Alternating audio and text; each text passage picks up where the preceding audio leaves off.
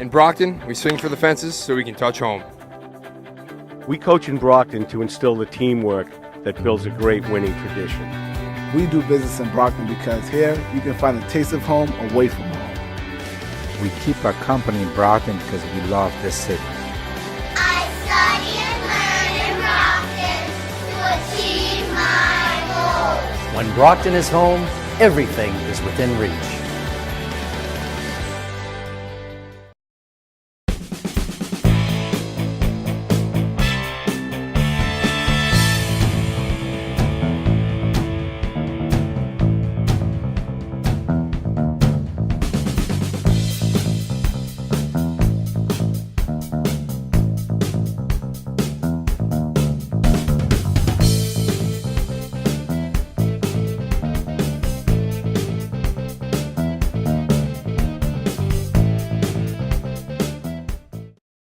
Okay, so the next person I'm going to bring up, I just want to do a few words. I'm going to tell you why.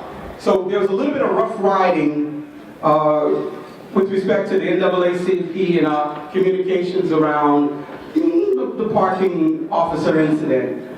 But let me tell you something about friendships. And not personal friendships, but friendships in the civil rights movement. We can have disagreements, but we still got to be friends in order to keep up this work. Do you believe that? Say amen. Amen. So a promise is defined as an obligation. A few years ago, this individual said that he was going to restart the Diversity Commission. He did so. A few years ago, he said that he would look at leadership positions in City Hall. He kept that promise. He did so. He said that he would hire people of color and revamp the personnel department. He did so. He said that he would make every position available, regardless of race, creed. He did so. And he just so happens to hire our first Director of Personnel, the Director of Human Resources, Sandra Knight. He just so happened to have appointed our former Chief of Staff, Darren Duarte, an individual that keeps his or her promise, is a civil rights leader in my mind. Ladies and gentlemen, let's welcome Mayor Bill Carpenter.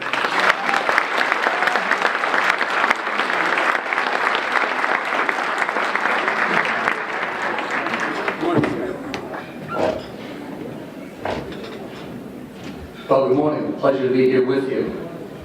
Although I wish I was here with you in Brockton rather than Randolph, but we're working on that.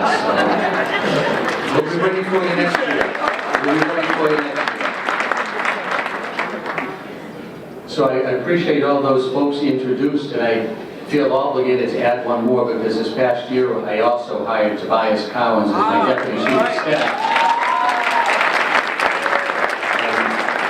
The last time I checked, Tobias does identify himself as black. So.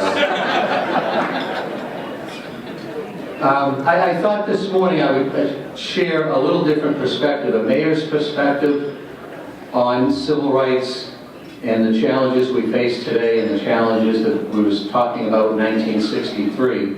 So, just a quick background to this. So, in June of 1963, President Kennedy traveled to Honolulu to address the U.S. Conference of Mayors. And he did so because he was preparing to file landmark civil rights legislation, and he needed to personally appeal to mayors across the country to support him because he knew it was going to be a big fight. He also traveled all the way to Honolulu to address mayors from across the country. He also used that opportunity to challenge mayors to make change now in their own cities and communities. And so I thought this morning I would share with you some of the remarks that President Kennedy made to mayors to give you some mayor's perspective and where mayors fit in this whole complex world. So it's a very long speech, I'm just going to use a few excerpts, but he describes the legislation that he's proposing and the changes that must be made and what he's going to do on the federal level to the mayors. But then he goes on and he says, such legislation is therefore in your interest, and I hope it will have your support. But the final responsibility, both now and after such legislation is enacted, will still rest with you at the local level. The problem is growing, the challenge is there, the cause is just. The question is whether you will do nothing thereby inviting pressure and tension and possible violence, or whether you will anticipate these problems and move to fulfill the rights of your Negro citizens in a peaceful and constructive manner. I ask that you act with wisdom and foresight in these matters, not merely to maintain the luster of American ideals, not merely for the peace of the country, but for the good of your own community. And then he went on a little bit later to actually present 5 specific challenges to the mayors. And President Kennedy said, I would suggest at least 5 areas where you can take important actions, referring to the mayors. First, every city can and should establish, preferably through official action by the mayor or governing body, a biracial human relations committee to identify community tensions before they reach the crisis stage, to improve cooperation and communication between the races, and to advise local officials, merchants, and organizations as to what steps can be taken to ensure prompt progress. Today we call that the Diversity Commission. Second, every local government can and should make certain that its own ordinances and practices are in accordance with constitutional law. The Supreme Court has made it clear beyond dispute that no local ordinance requiring segregation is constitutional, whether it applies to schools, zoning, restaurants, places of amusement, either privately or publicly owned. Third, and this one does hit close to home for me as mayor, the President said, every local government can and should follow non-discriminatory practices in the employment and promotion of its municipal workers.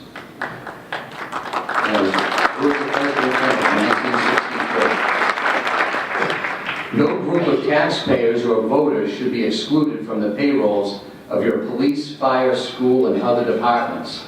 No city government can expect to understand the views of its Negro citizens, and no Negro community can be expected to look favorably on its city government unless men and women of all races are employed at all levels, supervisory as well as custodial, in all parts of that government. And that's just as true today as it was in 1963. Fourth was every local government can and should enact equal opportunity ordinances to spell out the civil rights of all who live in that community. Ordinances on equal employment opportunity, equal housing opportunities, and equal access to public accommodations.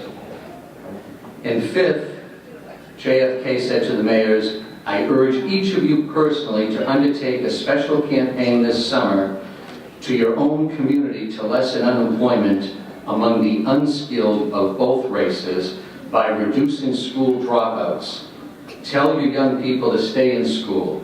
Tell them their chances for steady gainful employment will be far better for every year of schooling.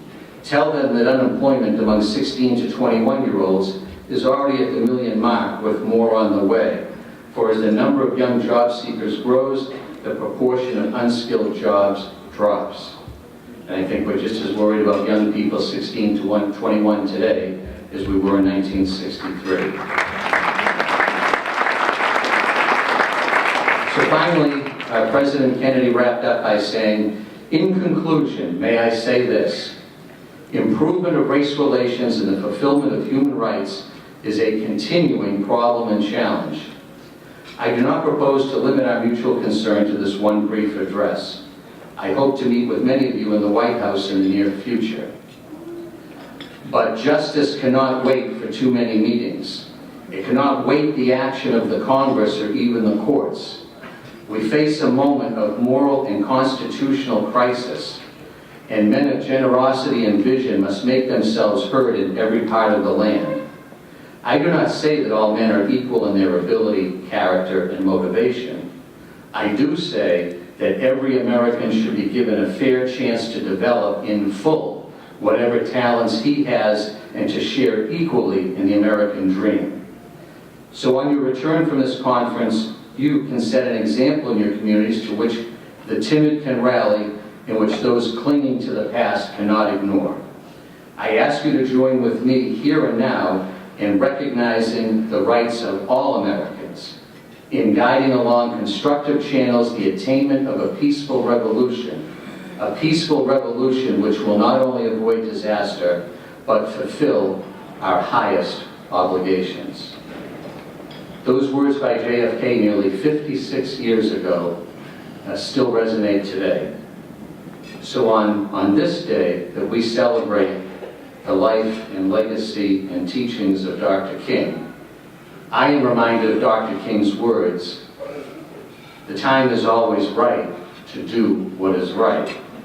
But I maintain to you today that 56 years later, the time is still right to do what is right. Thank you.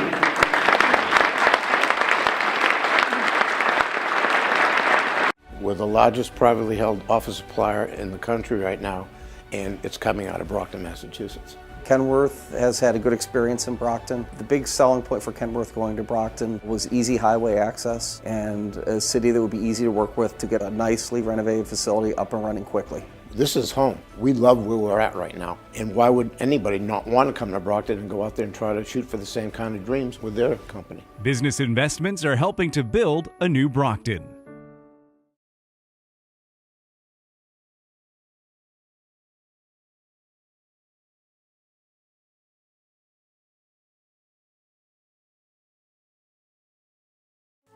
I'm back in the ball game. I'm all recovered. Hey, great to see you. Hand?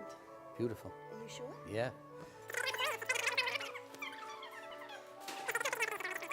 Right. It's pretty amazing, but I think that when you look at this building and you think about the history of these paintings, you know, Yeah, Brockton so City tell me, Hall. yeah, so make sure you tell me about this one here a little bit. Brockton City Hall was built really in the late 1800s. Right. And these paintings all Completed in became 1892, yeah. integral part. $368,000, about $60 million to build it today. So most of the City Council will never approve that. No.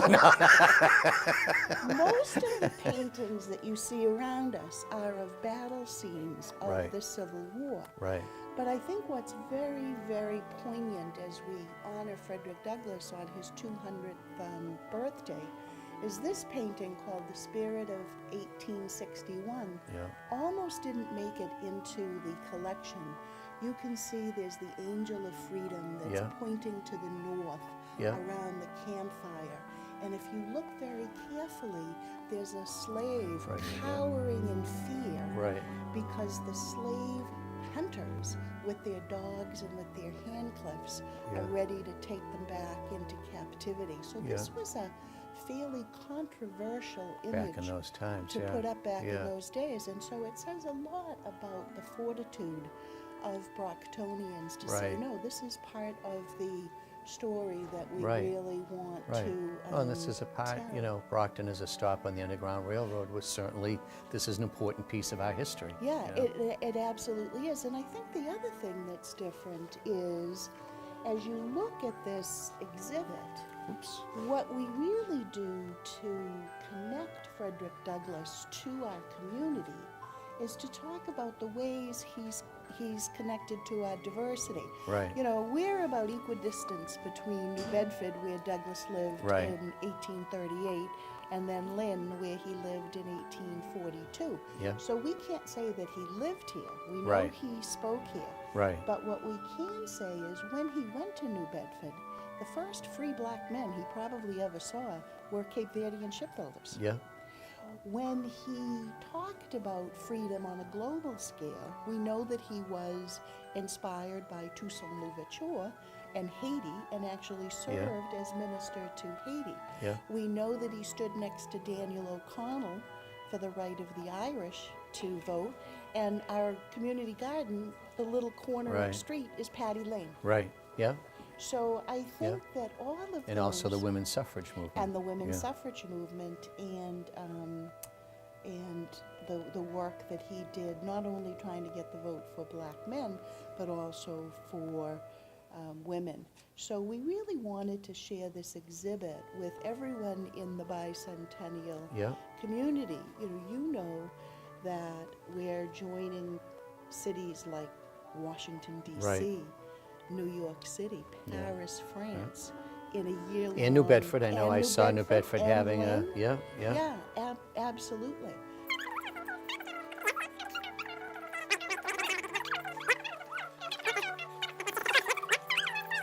So when I give some of my brief tours of City Hall, this is an easy one because, you know, thanks to the movie, Glory, everyone is somewhat, in Denzel, someone is somewhat familiar with the story, but what they're not familiar with is the North Bridgewater, now Brockton, connection with the regiment. Yeah, it's unbelievable. And you know, Frederick Douglass's first meeting with Abraham Lincoln, who asked that he try to get support for a black regiment, Yeah. he said to the president, well, you're paying your white soldiers $13 a month, and you're offering our black soldiers $10 a month. So income equity was an issue all the way back then. It was an equity all the way back Yeah, then, yeah. and it was only when Douglass felt comfortable that his soldiers were going to be treated equally did he agree to do the promotion, and his own two sons. And this was the first African-American regiment from the North, right? It was, yeah, it was absolutely. So I think the other thing that's important to note is, you know, when you look at the beautiful architecture of this City Hall, what other City Hall has 12-foot doors like this? Yeah, no, it's spectacular. It's really spectacular, and so it really speaks to the pride that the community had in its city and in this building. So this building, I believe, was completed in 1892. So when I have visitors come in from out of town, and they're always extremely impressed with our City Hall, and like you say, the workmanship that was done by hand long before computer-aided design and all of those things, just really done by hand. It's really amazing. But I think the City Hall also, to some extent, represents Brockton. It represents Brockton, you know, when it was on top of the world, when it was a world-class city, when it was probably its most prosperous time in its history. And this spectacular building was kind of a symbol of that prosperity of Brockton at the turn of the 20th century.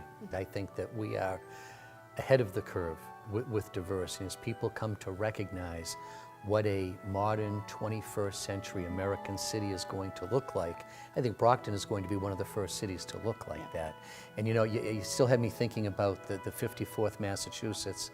As I've done a little studying on Frederick Douglass, you mentioned Abraham Lincoln, that Douglass actually became a very close advisor and confidant of President Lincoln's, which that was something that I didn't know years ago, that I just learned more recently, but actually saw some, you know, pictures of the two of them together, and that Lincoln actually, you know, Douglass was someone who had President Lincoln's ear.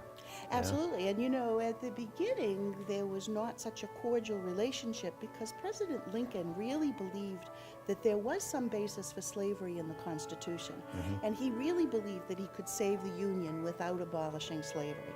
But after a lot of prodding and a lot of discussion, Lincoln realized that one could not happen without the other. And after President Lincoln was assassinated, when his wife was going through his belongings, she found the president's favorite walking stick, and she presented that to Frederick Douglass. Wow, that's amazing. So that is amazing. What we want to share with the world is the connection we have to the Underground Railroad. Right. And so, as you know, we had an abolitionist in Brockton named Edward Bennett, who was a rabid abolitionist. And who had his stables on what we now refer to as Frederick Douglass Avenue. That's right. And so that sycamore tree from 1763 that unfortunately had to be taken down, a new sapling has grown up in its way. Which is, amazing.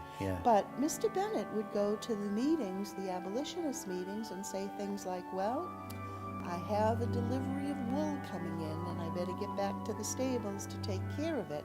Well, there were bales of wool, but underneath were slaves. And he would hide them during the day in the stables. So the Liberty Tree actually marks the location of where the Edward Bennett stables were, which was a stop on the Underground Railroad where escaping slaves could hide during the day so they could travel by night. And this was also where Frederick Douglass often came to speak. Along Yeah. with people like William Lloyd Garrison and other abolitionists of Yep. the day. So we might not be able to say, like the old saying, you know, George Washington slept here. Yeah. We might not be able to say that. But he spoke here quite But often. he spoke Yeah. here quite often because we were a leading industrial city of the time, and we really are proud of the way that he connects the diversity of our city. And you know the big event coming up on April 12th. Well, of course, I didn't think we'd get through the conversation without you plugging it. Absolutely. But another iconic building in Brockton, the Brockton War Memorial Auditorium. Right. And we have an amazing actor, historian, presenter named Charles Everett Pace, who's coming all the way from Arkansas Wow. to do his one-man show of Wow. Frederick Douglass. Well, that I will definitely have to be there for that. And I think, and I would encourage even with younger people in visiting over at Frederick Douglass Academy recently for their Black History Month Expo that always includes a large piece that you've been involved with on Frederick Douglass. But I think what's really interesting speaking to our students today is, you know, here's someone who was so far ahead of his time, all the way back to the 1840s, who some of the themes he spoke about then are still relevant today. And, you know, slavery still exists in the world and in the United States. It's in the form of human trafficking now.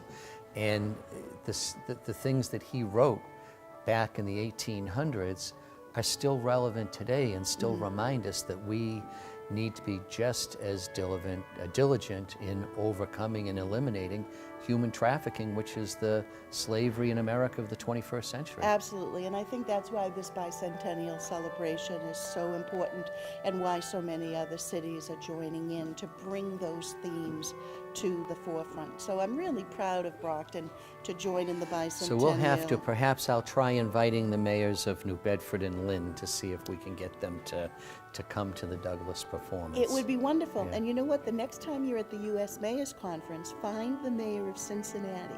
Yeah. Because his city hall is the twin to this one. Really? When you look So at I the- actually met him down there. I want to say it's Mayor Crawley, I believe. And I am supposed to see him hopefully at a conference in April.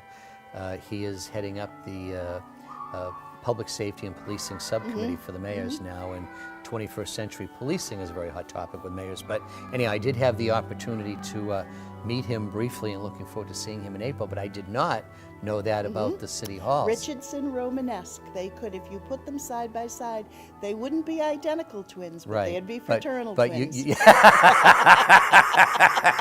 You'll explain the difference to me later, right? Yeah, okay. I will. Well, Lynn, thank you so much for bringing You're this exhibit. welcome. I've seen so many people here coming through City Hall already, really taking time to read the exhibit here, not just walking by it, but taking the time to read it. I think that Frederick Douglass is more relevant today as he was back in the 1840s, and it's a great piece of our history, and Brockton's spot on the Underground Railroad, and the fact that we had abolitionists like Frederick Douglass that were here speaking out against slavery at that time, prior to the Civil War. And tying it in, you did a great job tying it in with our Civil War history here. So thank you for helping with the exhibit and the tour. Thank you, Lynn. Great. Thanks, Thank you. Mr. Mayor. All right.